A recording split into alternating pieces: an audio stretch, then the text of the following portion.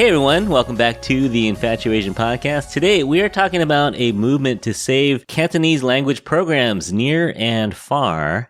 And if you don't know, Cantonese is a variant of the Chinese language originating from the southern province of Guang Dong and spoken by approximately 80 million people all over the world. And it's really all over the world, since the Cantonese folks from Guang Dong were some of the most active migrants for the last, almost 200 years. It's, of course, the dominant language in Hong Kong and Macau, and also very common in Southeast Asia and in cities like San Francisco and New York and Seattle and Honolulu, etc. But today we're going to talk about programs and saving these different programs at different universities. And this is another Kimberly Szeto production. She helped me connect with folks, and so she's coming on to co-host again. So, hey, Kim, how's it going? Hello. Always good to be here. I know. I like having you here. So thanks for introducing me to this mission to save Cantonese language programs. How did you get involved with these folks? Yeah, for me, I think I actually initially heard about the program because it got pretty good coverage all around. And then I heard one of Jamie's open webinars with Zhang Lo Si and another Professor Tam. It's like, wow, okay, time for me to get involved, but I couldn't get involved at that time. And I think I joined about half a year later. I joined, I think, August of 2020 or something, or 2021. My years are all mixed up. But for me, my background with Cantonese is I'm in ABC. My family is from Hong Kong. My grandparents on both sides are from Guang Dong. So it's definitely something that resonates with me. And for me, it's something that I regret not speaking when I was a kid because when my grandparents were alive.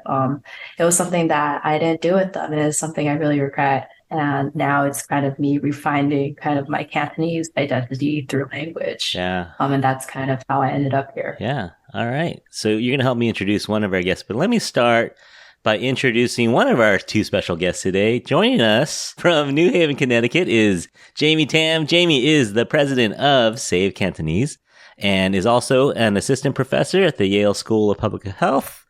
But as an undergrad, she was out here down the road at Stanford. And about 2 years ago, Jamie was the lead organizer in launching a campaign to help us save the Cantonese program at Stanford when it was on the chopping block. So through her and the community's effort, Jamie was able to get some amazing results, which we'll talk about in a second. But first, let's say hi to Professor Jamie Tam. Thanks so much for coming on our show, Jamie. Hi, thank you for the warm welcome. I'm obsessed with the name of this podcast. Yeah. Really brilliant, very witty. It's just, anything that we love that's Asian is our InfatuAsian. So yeah, welcome. Thank you. So how's it going on the East Coast? Are you laughing at us soft Californians when we complain about a little bit of rain? Are you judging us a little? Yeah. I was in San Diego for the holidays and I got to go to the beach, enjoy the sun, and it was just like glorious in Southern California. Meanwhile, the brutal winter storm hit us out here in the Northeast. So I'm always jealous. Now, are you a native speaker? Like, did you learn Cantonese from your family or did you take some classes along the way? Yeah, so some background on me. I'm from the Bay Area. I was born and raised there. Cantonese was actually my first language, but when I was in grade school, it was just hard on the playground, not being able to speak English. And so I completely lost my Cantonese because I wanted to fit in and be able to, speak English with the other kids.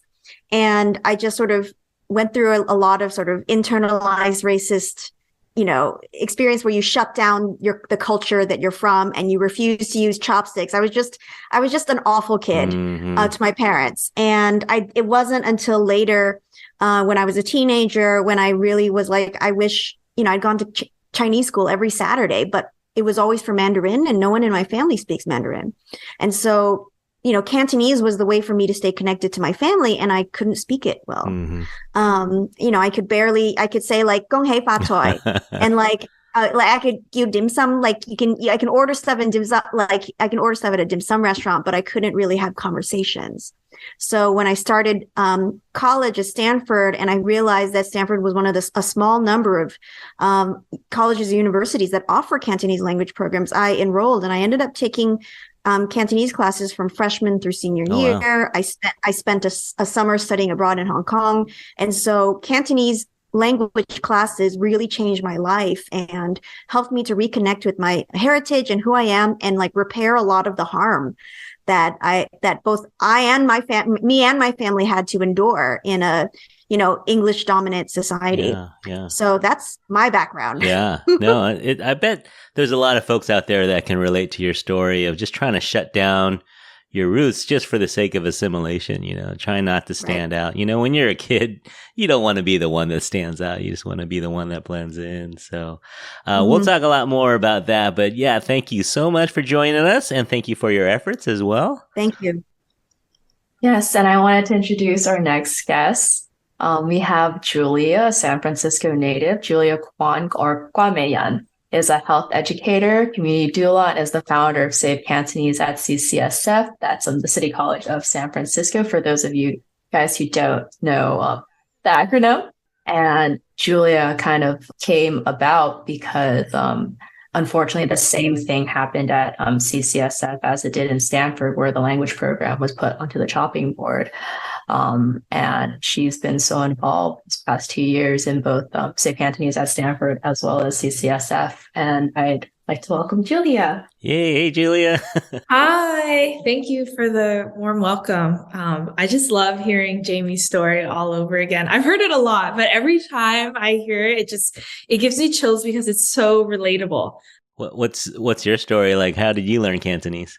So my family is from Hong Kong, and they immigrated here into San Francisco in the early 80s, late 70s. And so my family has deep roots here in SF and in Hong Kong.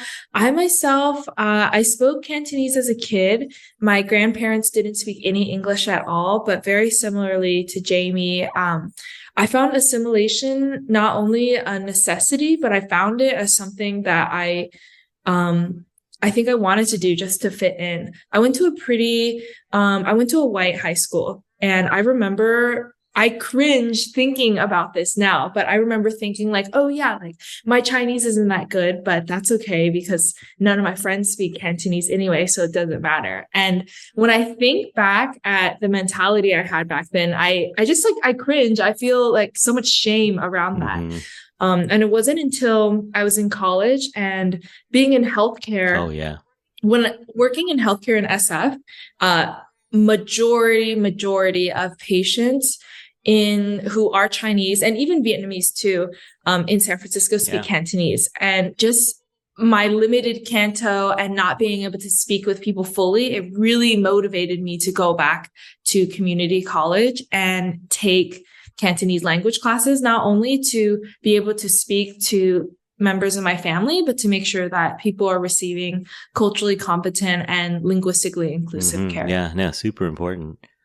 Yeah, for me, I'm kind of one of those ABCs that was really ABC, and my parents were born here as well. My dad was born in South Dakota, and he's the youngest of 8 siblings. So his older sister was like 20 something years older than him.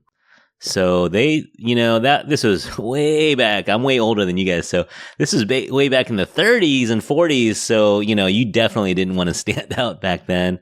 So he only knows English. I don't think he even knows very much Chinese at all. Now, my mom grew up in Chinatown, so she grew up speaking it. And she tried with us a little bit, but we only knew a couple words. But so I actually went to UC Davis, and they had a Cantonese program. It was actually part of their Asian American Studies department. It wasn't part of the linguistics department. I don't think they have it anymore. I think the professor I had passed away actually while I was still there, and I don't think they replaced him. So it's kind of one of those stories that almost happened at Stanford, right? Where the professor was retiring, and then they said, well, when you're done, we're just not going to renew it. Although what happened at Stanford was I think that's a really tragic story. And I guess I want to one thing I'm noticing is like we talk about these tragedies as if they're isolated incidents, like where a language program just disappears, right? But this is a thing that happens quietly behind the scenes all the time, right? Yeah. They're just like an instructor retires, instructor dies, instructor leaves, and they're just like, well, it's not worth funding anyways. And then the program is gone, Yeah. and I think it's really, like the example you just shared of UC Davis. I know UC Davis used to offer it, right? There used to be more places that offered Cantonese language classes. And what happened at Stanford was with COVID-19, they were making all these budget cuts and they decided to cut the Cantonese program. And of course they weren't willing to admit that that's what they were doing. Instead, they just didn't renew the contract of the only Cantonese instructor on campus. And so when you don't renew the contract of the sole Cantonese instructor on campus, that means the program's dead. Program's dead, yeah. Right. So when that happened, it was kind of a call to action where a lot of alumni like myself, Zheng Lo-Si, my Cantonese teacher, I view her like another mom. She really helped me come into my identity in undergrad, and, like fighting for a kind of justice for her and a justice for Cantonese language teachers everywhere, that they should be treated with respect. They should be paid fairly, and they're the shepherds of our culture. That's how we can like reconnect with where we came from, through language. So yeah. So that's what happened at Stanford. And I think it breaks my heart a little bit to hear that about UC Davis. But it also is wonderful to me that it was part of an Asian American Studies department as opposed to like a language center. I think that's beautiful. Yeah. No, it was which one of you said that? Kimberly said that, it was Jamie. Jamie said that the Cantonese program really reattached you to your roots and really built a foundation. For me, it was kind of similar. I didn't even know my Chinese name until that class. And, the professor was like, "What's your name in Chinese?" I didn't know. So I had to go ask my grandfather, who was still alive at the time. I had to find out what my Chinese name was. And yeah, it was just it was a little bit of a culture shock because, as you guys know, a lot of people take the class who already know how to speak Cantonese. And so I walked in there and everyone was speaking Cantonese already. And I was like, wait, is this the beginning class? And they're like, yeah, you're in the right place. But it was really a connection, for me, and really I didn't, honestly, when I grew up, I didn't know there were different kinds of Chinese because in San Francisco, it was just Cantonese for me. And then, I found out there's Cantonese, there's Manners, Hakka, there's all these different kinds of Chinese. And it was just really it was because it was part of the Asian American Studies program, there was history involved, there was culture. It was really great. So Julia, you took classes as well at City College? Yes. So what kind of got me started in healthcare is related a little bit to Save Cantonese. And so when I was younger, I witnessed a doctor yelling at my grandparents who didn't speak English, screaming at them, thinking if I speak louder, if I yell louder in English, this older man will be able to understand. And I think seeing someone that I admired being incredibly degraded by someone in healthcare was devastating for me. And to me, I was like, you know what? I'm going to go into healthcare and I'm going to make sure that never happens to anyone's grandparents. Wow. I get so emotional when I speak about it because I think in healthcare, I see it all the time. I just started my nursing career and I see specifically Chinese grandparents continually neglected in healthcare because of language barriers, because they don't speak English, because they don't understand how insurance work, because no social worker comes to speak to them in their language.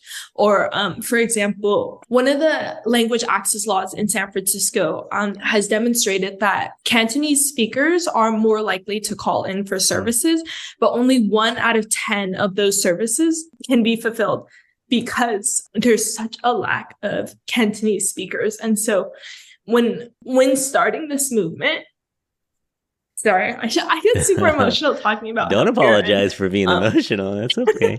So I saw really Save Cantonese not only as something to preserve language, but also making sure that people are able to live and are able to receive services in a language that they understand.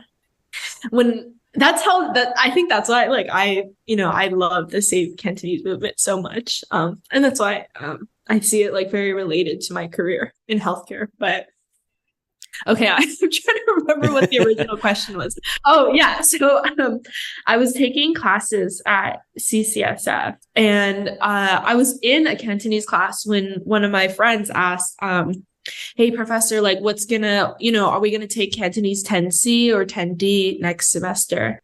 And that's when she decided that she didn't decide, but the World Language Department decided without actually telling anybody. So again, this kind of silent injustice that goes on when it comes to minority languages, that the classes were going to be indefinitely cut. And it was really heartbreaking for all of us. Everyone in class started yelling. People were like, what? Like, why are these classes being canceled? And so what was going through my mind at this was, like, what about all the people who need Cantonese speakers, who need Cantonese social workers, who need Cantonese cops, firefighters, professors? Like, what about all of these folks who are really going to be left behind in the system? Yeah. And so that was really what was going through my mind. I have to say, I'm really moved by what you just shared, Julia. And there's nothing, I think it's beautiful that you feel all the emotions that you feel, because it's made you an incredible organizer. The last 2 years, like, we've been working together. And this is the first I really hear you tell me the why. I think sometimes, our Save Cantonese movement, our organization, we have all these meetings, we're doing all this work all the time. But I think this podcast is a wonderful opportunity to kind of pause and like ask why, like what got you fired up about this, and hearing you say that, I'm like, it makes complete sense with what I know about you and who you are. And also, it is important to remember. Otherwise, if you keep organizing without remembering the why, like, or without sharing the why with other people, how can you all stay motivated? Yeah. Oh, yeah, absolutely. definitely. So, Jamie, why don't you walk us through your first thoughts when was it your professor who reached out to you, or how did you hear about the cuts? And then what were the first steps that you took? Yeah, so it was all done again behind the scenes, Zhang Lo, we've stayed in touch over the years. So I graduated from Stanford in 2010. And I guess I should back up a little bit. The part of the reason why I knew I had to take Cantonese language classes, and so this is my why, right? Right before I started freshman year, my grandfather died. And so my Guang Dong on my mother's side. And so I already lost both my Yen Yen and Ye Ye on my father's side, which meant that only my Popo, my maternal grandmother, is my only surviving grandparent. And this was freshman year of college. And I was like, I don't know, can we swear on this show? You can if you like. I don't know. Yeah, I'm just like, if I don't learn Cantonese now, if I can't figure out how to talk with my grandmother now, I'll lose my chance. And I remember freshman year when I was in the Cantonese class with another student, he told me that he petitioned to make Cantonese fulfill the language requirement for just that year, but that his grandparents had died. Like, it was too late for him, and thinking about, I think that's the why for me, like families, being able to know your own family, and to be able to speak with them in their own language instead of a language that is, laced with trauma, like right. if you have an argument with your parents in English, it must be really shitty to be the parents, right? Yeah. To have to argue with your kid in a language that is not your own. And so when Zhang Lo reached out to me and having this sort of like my own emotional journey with Cantonese, and I realized that there would be future students who would be denied the opportunity to know themselves and denied the opportunity to know their own families. That really, really fired me up. I just thought to myself, like, basically when I was like, if Stanford is going to cut Cantonese classes, it was like, it was going to be over my dead body. Like, I was not going to let that happen. Yeah. And so, we reached out to the university, and the university didn't want to engage with us because we were asking a lot of difficult questions of like, why is this being cut? Why are other, like, how was this decision made? Why was the community not consulted? And eventually, when they weren't willing to set up a meeting with us, I wrote a petition. And with that petition, I was like, if my pen had been on fire, like, or I was typing and my computer could have literally been on fire. I was so angry. just like righteous fury as I was working with fellow organizers and kind of finalizing this petition and then disseminating it. And it circulated like globally. You know, we got 4,000 plus signatures. We got the attention of Celeste Ng and other prominent Asian Americans across the country. And I think we called attention to it. And, you know, Stanford won't say that we save Cantonese, but they changed the decision after. Yeah. After the petition went out, right? They're not going to say, "Oh, the petition changed our decision," but something happened, and so we were able to restore 2 of the classes. Originally, there were 3. In the past, there were 4, and since we've made sort of major gains with the campaign, you know, we've been working to create essentially the first endowed Cantonese language program in the country. And for folks who don't know what an endowment is when someone makes such a massive donation that the initiative or the program lives only off the interest.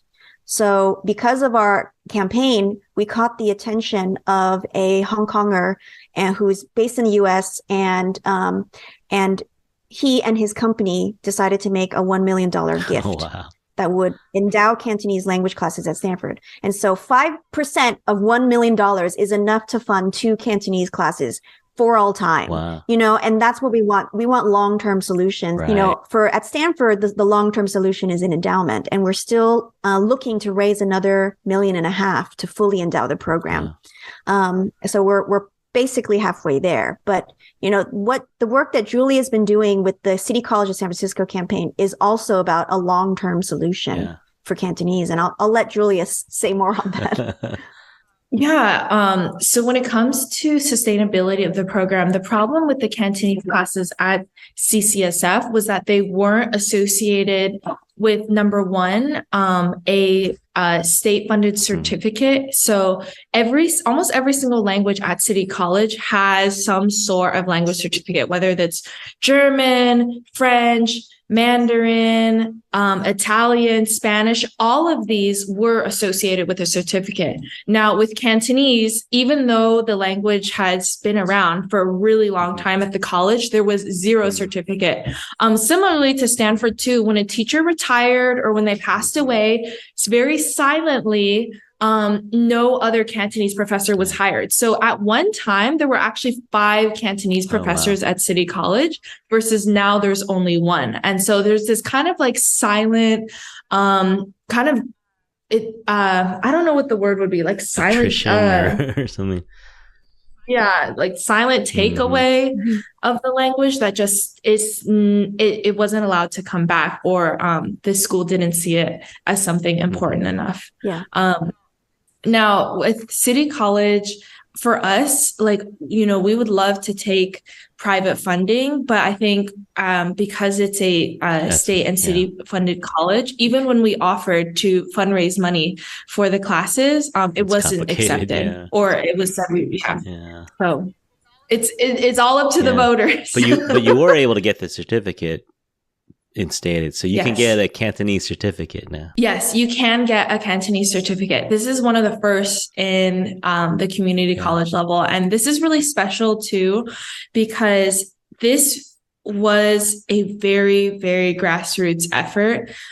Folks from all over the Chinese American community and also like non-AAPI folks came out to support us. So like the Black Student Union came out to support us. Folks from other ethnic studies department came out to our rallies. And so even people who didn't speak Cantonese, they understood and knew how important the language is to the Bay Area community.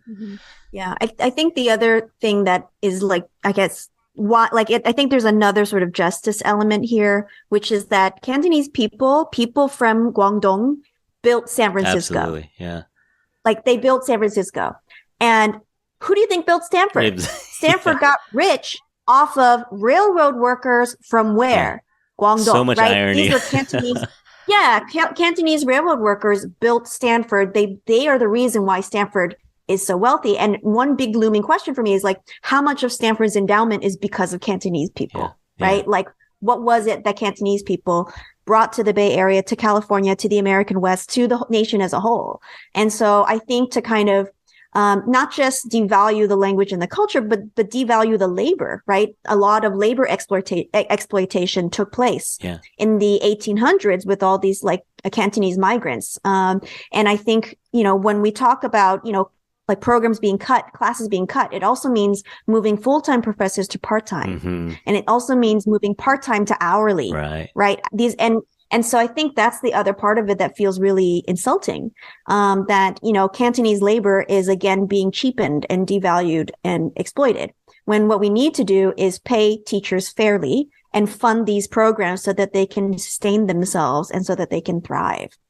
And so I think there's a lot of sort of like historical parallels between what we're trying to do now at the grassroots level and also what we're trying to address in the past. Like all of it's connected. Yeah. No, I mean, and when you say built, you mean literally they were carving the rocks, they were cutting the wood, they were stacking the bricks. They were literally the folks that built not just Stanford's fortune, but his actual campus. Like they're actually putting the campus with cheap labor because they were the low bid, right? Exactly. Like the palm trees on Palm Drive, the famous palm trees that line Stanford campus, planted by Cantonese people.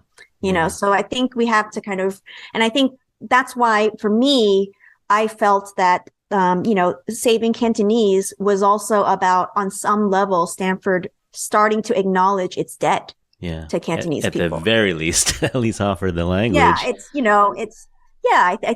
think if we want to talk about, I think I don't want to kind of appropriate the conversation around reparations because it's very different for people for people who are enslaved, right? And they're like, who are not paid labor. I think Chinese people in the 19th century were extremely dirt cheap labor, but it was not the same. And they were like, they largely migrated to the US by choice, right?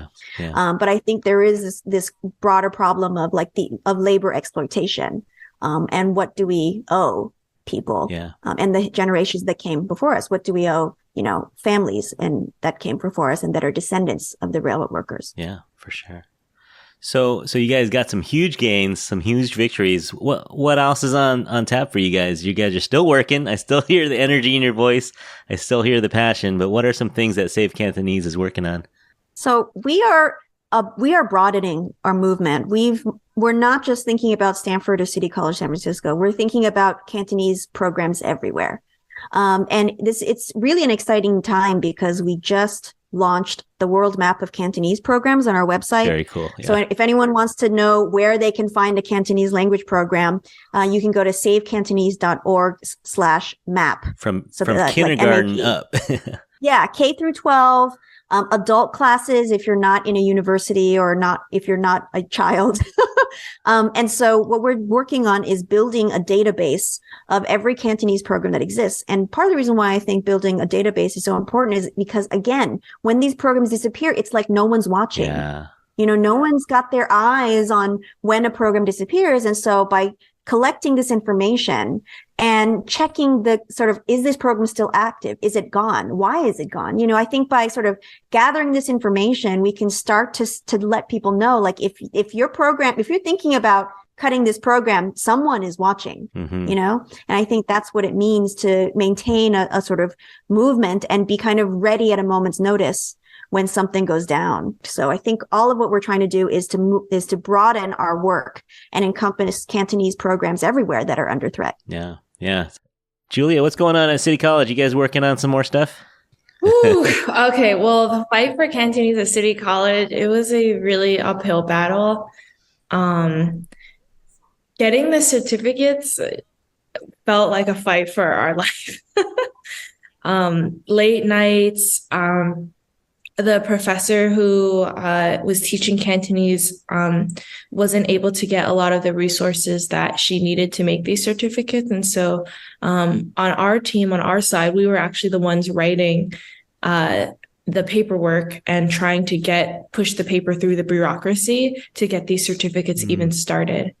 And so right now what we're working on is trying to make sure that these classes are transferable to the UC level. So right now, Cantonese classes at City College are transferable to the CSUs, so the Cal State system. So meaning like SF State, Cal State East Bay, but these classes can't transfer to UC Berkeley, UC Davis, UC San Diego. And so For a lot of community college students, one of their goals maybe could be going to technical school, but another one of their goals may be going to a UC. And so making sure that students who take these Cantonese classes either as a passion, either for trying to make sure that they can use Cantonese for healthcare, or if they're teachers or any sort of social service, that these classes are just as valued as any of the other language classes, and that they're able to transfer to a UC. And so that's really, really what we're working on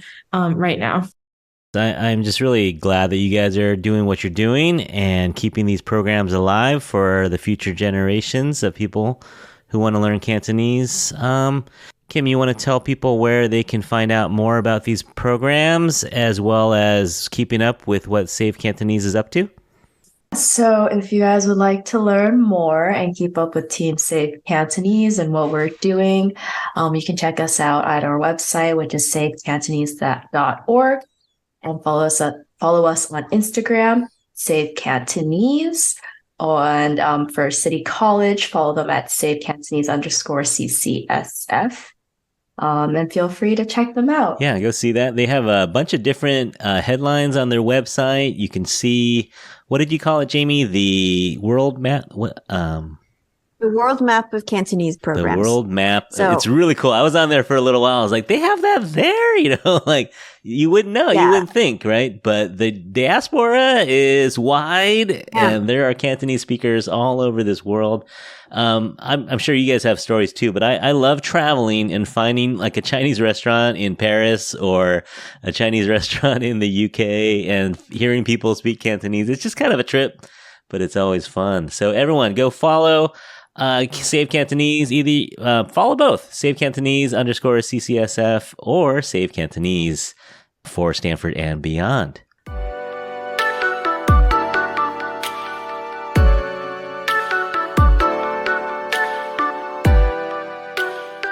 Do you want to transition now to talking a little Cantonese? Hoa! Hom hoa. Now, I will apologize ahead of time.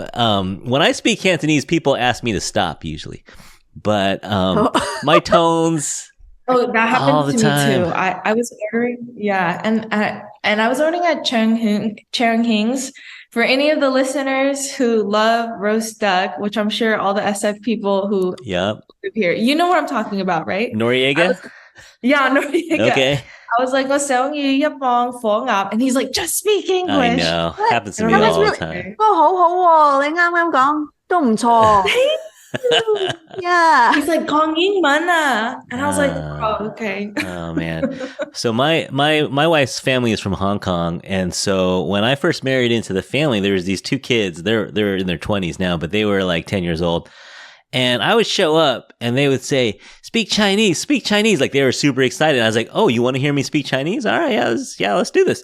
So I would speak Chinese and then they just start cracking up because it was like entertainment to them.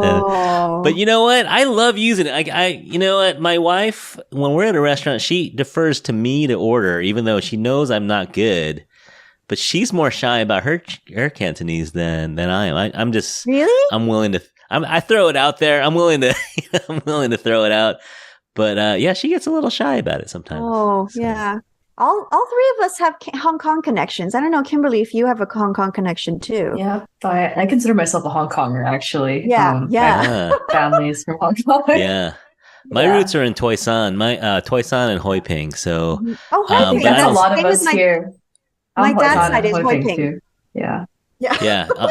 I see it in our last names. You know, anytime you see my last name or Kimberly's last name, there's probably a village connection there. Yeah. Oh, I love to gossip in Toisanese or like to say insults, like those Toisanese insults. They really got it. Because you got to spit them out. You know, they come out a little wet when you're yelling in Toisan. Yeah.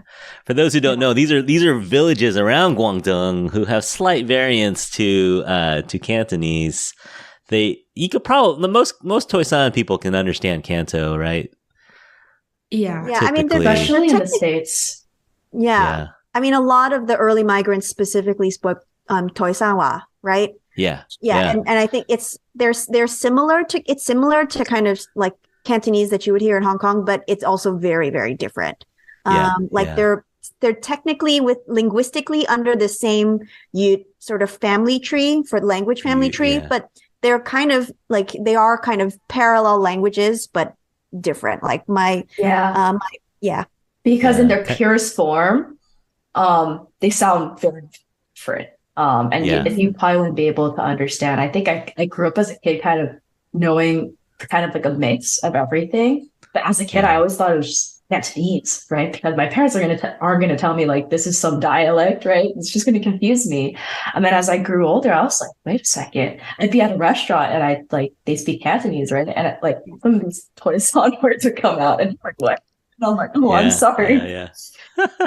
It's like I know a few Toy Son phrases, like in Canto we say like, oh, "你食咗飯未啊?" right? But in Toy Son it's "食飯未啊?" And I'm like, oh, heck fun. Fun. Yeah. All right. Love it. All right. You guys ready to take a little Cantonese quiz? Not on the language. This is more on culture. So I think this will be fun. All right. Everyone knows that the Cantonese language originated in the city of Guangzhou, which used to be called Canton by the Europeans and Americans. Do you know where the name Canton came from? Oh, no.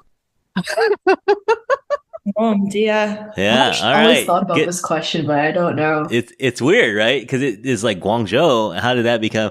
So it is from the Portuguese in the 1500s. They took Guang Dong, and in their version of Guang Dong became Canton or whatever in Portuguese. That makes a lot of sense, actually. Makes more sense, right? That's actually what Portuguese say in Portugal and even in Brazil and colonies, their restaurants and stuff. So a lot of things I've noticed is it's Canton something.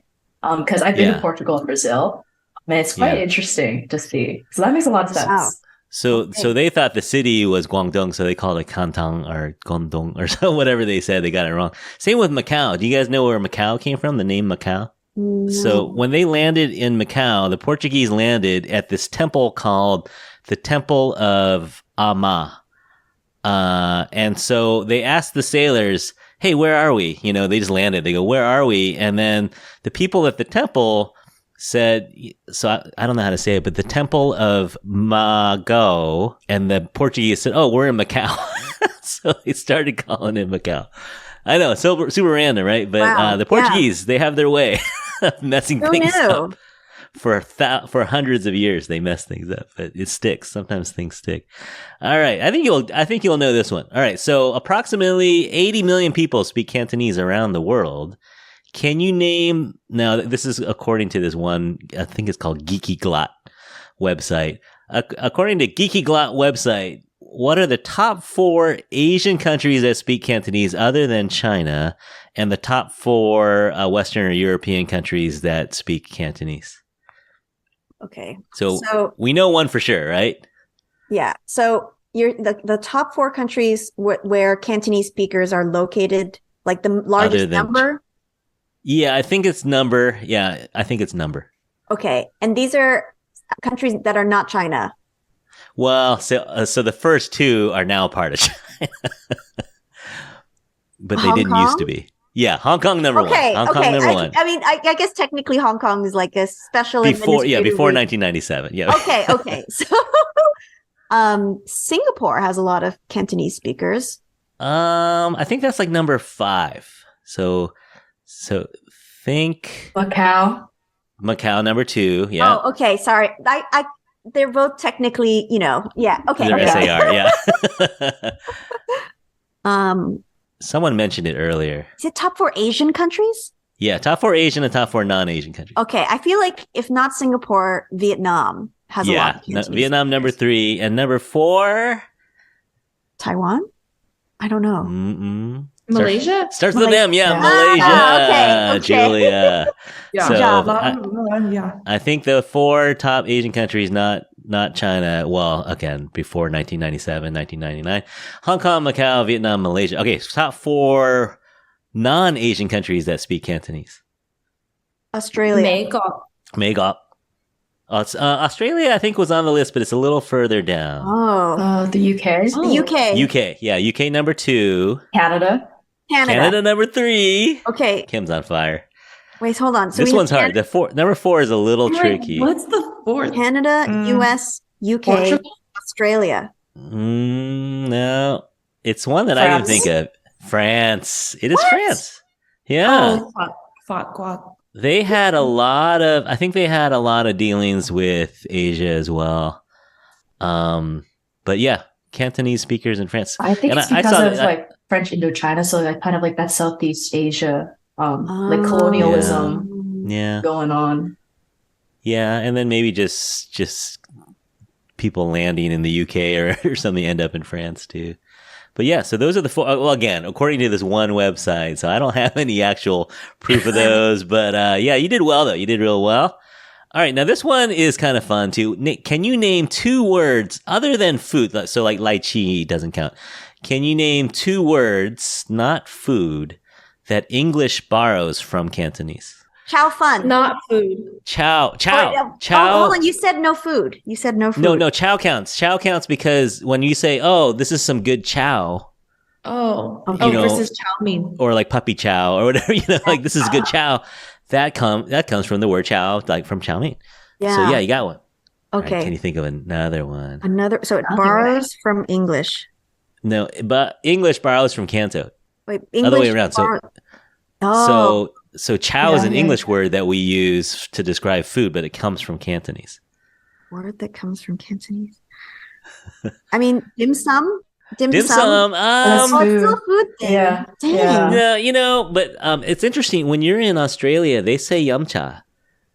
And I've heard people not Cantonese say, "Oh, yeah, we're going to have some yum cha." Like I watch YouTube and they say yum cha. So I'll give you that one as well. There's one, it literally means to knock heads. 装讨. Yes. It's an English word. Not heads. oh. Kowtow. Oh. You know the term. You're like, Kowtow. you know the term. I'm not going to kowtow to you, or I'm not going to kowtow to anyone. Kowtow to him. Yeah, that's Canto, right? Yeah, that's true. Yeah, it's Wait, like bowing kung or fu. whatever. Yeah, kung fu Kung for fu. sure. Monsoon is another one. Means munsoi or full of water. And typhoon. Typhoon is Typhoon. Taiwanese wind. Yeah, 台风. Oh. Yeah. So there's a bunch. And you know what? I always thought ketchup, ketchup. Because it makes sense, right? Tomato sauce or tomato gravy. But I think that comes from Hakka. So that's actually, Oh, wow. yeah. So it's fun, Wait, right? Ketchup's from Yeah. Hakka? That's so Yeah. cool. Yeah, I think so. What? I want to do a whole episode on English words that come from Asian words. But yeah, I always thought ketchup just makes sense, right? It's tomato gravy. That's just But, something yeah. I never thought about, but now that you say it. I know, right? All right. So let's get into a little Cantonese. What are your favorite things to say in Cantonese? Now, should we give the warning? Are you going to say bad words, Julie? Okay, I talked to my friends about it and they're like, don't say that on the podcast. Like, that's so inappropriate. And I was like, okay, I'll keep it PG. We should have a special bonus episode, which I'll put the explicit tag.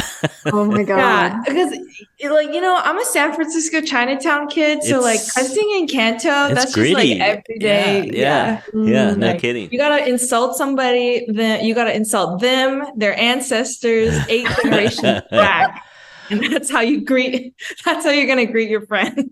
Yeah. All right. So anybody have a slang term that you like to say that's just fun to say? 有冇搞錯啊? Yamogao. Oh yeah, that's a good one. Are you kidding me? Yeah, or you got a problem, right? That's a fun one, and it's pretty clean, right? It's not that. Yeah, it's that's that not rude, that's yeah. not bad. That's clean. That's clean. That's clean. Mhm. Oh, I was gonna say like, oh, they mong cha cha. Like, are you Mhm. fuzzy? Like, come on. What does that mean, though? What does that I think it means, like, figuratively mean?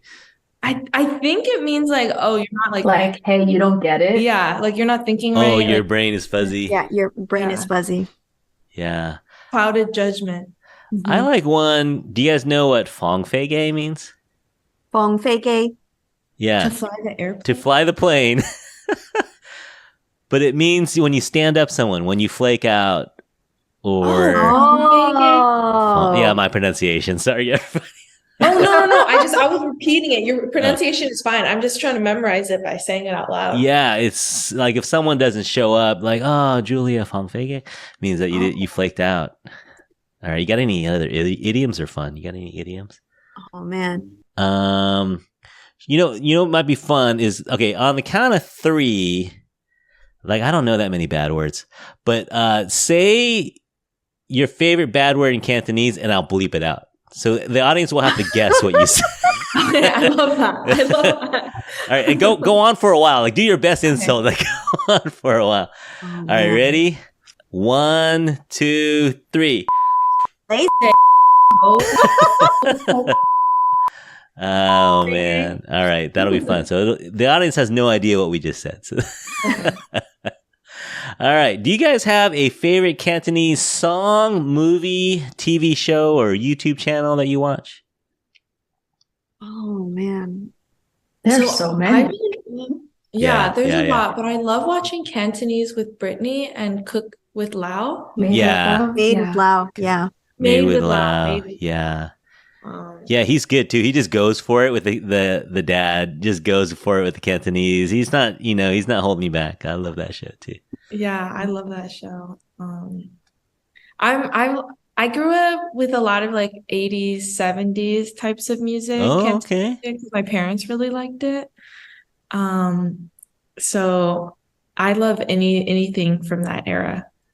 Yeah, and to kind of piggyback off of that, Julia and I actually saw this movie called Anita Williamsall, which is kind of like a documentary like-ish movie kind of her life, and it kind of shows her kind of like relationship with other people in the industry, with her sister and like mentors and whatnot. And I think for me growing up, Anita was someone I absolutely adored as a kid. As kind of from like the 80s pop culture scene as a singer. And it was also really great to see her friendship with Leslie Cheung, in that film, because for me, I'm like the biggest Gogol fan. I love him so much. So I think in terms of films, that's probably my favorite like Cantonese movie, at least recent Cantonese movie. Yeah. I think Wong Kar-wai's In the Mood for Love destroyed me. Absolutely. That movie messed me up. I was emotionally devastated for weeks afterwards. I just thought, oh my God, like it just hits you somewhere really deep. Yeah, we did a whole episode on Tony Leung. And that movie, Sabrina came on and did that one with me. But the visuals, the acting, just the quietness of it, the not speaking parts, those are amazing. Yeah, I love Wong Kar-wai. I love In the Mood for Love, of course, but Chungking Express, love it. So yeah, I think it came out too early in a way because, back then, late 90s, mid 90s, late 90s, there wasn't streaming, and so you literally had to go to Chinatown and get a VCD or, go to one of those shops in the outer Sunset and get a VHS tape of these things. And so I think it was just hard to hard to find them. They were popular, and so a lot of these movies made it eventually onto some kind of streaming platform. But yeah, I think it was a little too early because now it's so easy to get streaming, so easy to watch Korean movies or J-dramas or whatever. But now it's Canto kind of faded. For a while, Cantonese stuff was it out of Asia. Cutting edge, the movies, the music. I mean, a lot of people forget that Canto pop was the first Asian pop to kind of really be big. The superstars, the Wong Fei, the Anitas, the Andy Chung, all those people were huge stars in the late 90s, early 2000s. Yeah. That was an era. All right. Any more shows or movies you guys want to plug? I wanted to plug some artists, some current artists. Check out Mirror, Burn Hall, Tyson Yoshi, Gareth T, Wu Tang. And there's so many great artists out there because I think something that a lot of people have been talking about lately, especially in the past few years, is they're saying like the Cantonese like pop culture scene is dead. I think that's extremely untrue. There's definitely a new movement of people of my generation making their waves in Hong Kong, on the mainland and beyond. And I think it's really great to see because it's also like in their craft, especially in music, a lot of them, I think in the 80s, it's like a lot of like kind of like they're more like poetic, lyrical lyrics, but like today's music, it's more of like conversational, which I really like because that's the stuff I understand. Because if you're, even like Guang and Nita, like when she sings her songs, I'm like, okay, what exactly does this mean? So I like have to look it up. But if it's like artists from today, a lot of times I'm like, okay, I know exactly what they're singing about. It's a lot more relatable. And I think that could be why they've kind of made a comeback, I think, because it's like people understand, like actually understand kind of like the lyrics because they're more conversational. I think our ancestors didn't do us a favor either. I think they intentionally made Cantonese hard. Like they wanted to be elite, right? They wanted to be like, oh, we have more tones than Mandarin. Ours is more complicated. To speak Cantonese, you really have to work at it. It's not something that you could just pick up. You really have to work at it. And so I think that made it difficult for folks like me, and if you're not a native speaker, to speak it well is you need a lifetime. You literally need a long, long time to get good at Cantonese. And I'm not even close to being good at it, but it's hard to sound good at it if you didn't grow up with it. And so it's kind of like they made it as sort of a way of me being a lead and excluding other people, I think. And it kind of is coming back to get us now, where it's not that easy to learn. It's really a hard language. Default people go to Mandarin. There's only 4 tones. It's a little easier to pronounce for Western speakers. And there's the pinyin, really a kind of established pinyin. So yeah, unfortunately, our ancestors kind of did us dirty on that. I think in some ways they, like whether it was elitist or not, the payoff is terrific, right? Because Cantonese is such a fun language to learn. It's silly, it's playful, it's musical, and I think like it off, and because of the tone, specifically because of its musicality, I think that makes it so much more unique, I think, and expressive than a lot of other languages. Like there are other languages you don't have tones, and meaning, nuance, the sort of like the emotion behind it is not as like loud as it is with Cantonese. So it's an art, Yeah. Something. Yeah, go ahead. Yeah, something to also note, like Cantonese is kind of like the language of a lot of Chinese dynasties. And if you kind of like look back at even like Chinese literature, I'm a huge Chinese literature nerd. I took it in college. If you read the poems, the literature, it's better in Cantonese, and I'm pretty sure that's how it was written back in the day. So something to kind of like think about it, because it's also like with Cantonese comes the culture, the heritage, and everything with it, right? And I think that's really important to not forget. Do you guys want to, speaking of difficult, do you guys want to try some Cantonese tongue twisters? Sure. Yeah, let's do it. All right. So let me share my screen here. I don't know how well this will play on the air. We'll see. All right, so... Oh, I totally remember doing these on the playground as a kid. Okay. 黐線蜘蛛條蜘蛛絲黐住支樹枝.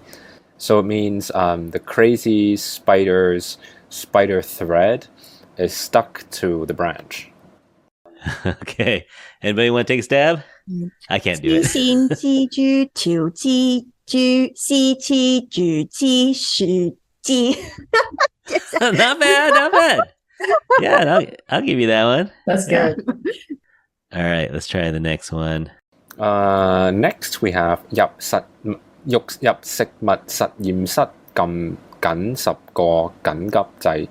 So entering the food laboratory and holding 10 emergency buttons. All right, Kim, I see your lips moving. I can't. Julia, you want to try? Okay, 入食物實驗室撳緊10個緊急掣. I don't know, that was hard. That was really hard. I don't know what I'm saying. Yeah. We're just going with the pingum. All right, we'll end it with that one. Thanks for playing along. With those of you out there, can you do any of these tongue twisters? I'll put a link to this YouTube and you guys can follow it. At the end of each episode, we like to ask our guests to choose an infatuation. An infatuation is anyone in the Asian community that you admire, whether they're living or deceased, someone you know, or someone that inspires you from afar. So let's see. Jamie, do you have an infatuation? I do. And I hope you don't mind. I'm going to probably have to hop off after I answer the question. But Denise Ho is my infatuation because she is a Hong Konger, a Canto pop singer. And I think she's also Canadian. But she was one of the first famous people in Hong Kong to come out as queer. She's a lesbian and I'm queer myself. And so to actually see another queer Cantonese person in mainstream like Cantonese and Hong Kong culture come out and also, be very vocal about her beliefs. And, she was blacklisted by the Chinese government for her support of the democracy movement. And she was willing to sacrifice essentially her career for the things that she believes in. And so I just have such respect for that kind of activism. All right. Great choice. And thank you so much, Jamie. Yeah. And we'll bump into you one of these days. So we'll talk to you soon. Yeah. This has been so much fun. Thank you. All right. Great. Bye. Bye-bye. Bye. All right. So Julia, who is your or one of your infatuations? Oh, I have a long list, but I think someone who came to mind immediately was Anna May Wong. Yeah. Who's the first Asian American to be on a U.S. coin. And she's also Canto. Specifically, she's Toy Son. She's Toy Son. And so she didn't accept any roles that stereotyped her in American Hollywood. And I think even just like standing up to administration, I think it's really hard especially like growing up in a pretty traditional Chinese home, like being able to stand up for myself, like that's really scary. Yeah. And knowing that this actress back in the day also stood up for herself, it's really inspiring. Yeah. When is this? 1920s? This is... I want to say 1920. So her first roles were, definitely back in the day. 1924 was when she played in The Dragon Lady. Mm-hmm. But she got kind of sick of that. She was kind of like, you know what? Can I play something other than The Dragon Lady, please? Yeah. No, she's very cool. Yeah, good choice. Do you have one of the quarters yet? I got one in my pocket the other day. I was super excited. No. Can I see it? Can you put it close to the screen? It's on my Instagram. Wait, okay. I'll look it up on Instagram. No, they're very cool. No, you'll find one. It'll be like a treasure hunt. One of these days, you'll just find one in your pocket. You're like, no way. Yeah, I need to find where to get one. Yeah, you can't. I just got it by chance. I just found it and I was like, oh, no way. So yeah, very cool. Can you imagine 1920s? Even now, there's not that many Asian, actresses that are really well known. But 1920s, that's 100 years ago. That's crazy. Yeah, that's crazy. So yeah, good choice. If you want to put someone in, this is a plug for a homie. His name is Brian Ho. He's on Boys Planet 999, the new audition trainee show. So shout out to Brian because he's living out his K-pop dreams, and y'all should go support him. All right. Shout out, Brian. Come on the podcast, Brian. We're here for you. When he comes home. All right. Yeah, we're working on some stuff, right, Kim? We got some people lined up. All right. So that does it for our episode on Save Cantonese. Thank you to my guests, Julia, Jamie, and of course, my co-host, Kimberly. Thank you for all you're doing to help save the future of Cantonese language programs. Thank you, Curtis. Thank you so much. If you want to keep up with the Save Cantonese program, you can follow them at savecantonese.org and follow them on Instagram at savecantonese_CCSF for City College or Save Cantonese for Stanford and beyond. And of course, you know how to follow us. You can follow us at The InfatuAsian Podcast on Instagram or Facebook. And we love to receive emails, so you can email us at infatuasianpodcast@gmail.com. So thanks everyone out there for listening. We appreciate your support. If you know anyone who would enjoy this episode, please send them a link. Help us out. That's probably our best form of advertising, and we appreciate every referral that we can get. So make it easy for them. Send them the Spotify link or send them the Apple Podcast link. So on behalf of Jamie, Julia, Kimberly, and myself, we hope that you are all happy, healthy, and safe out there. We will talk to you again soon. Bye. 早唞 Bye. Good night. 再見 Joe Tao, Joy King.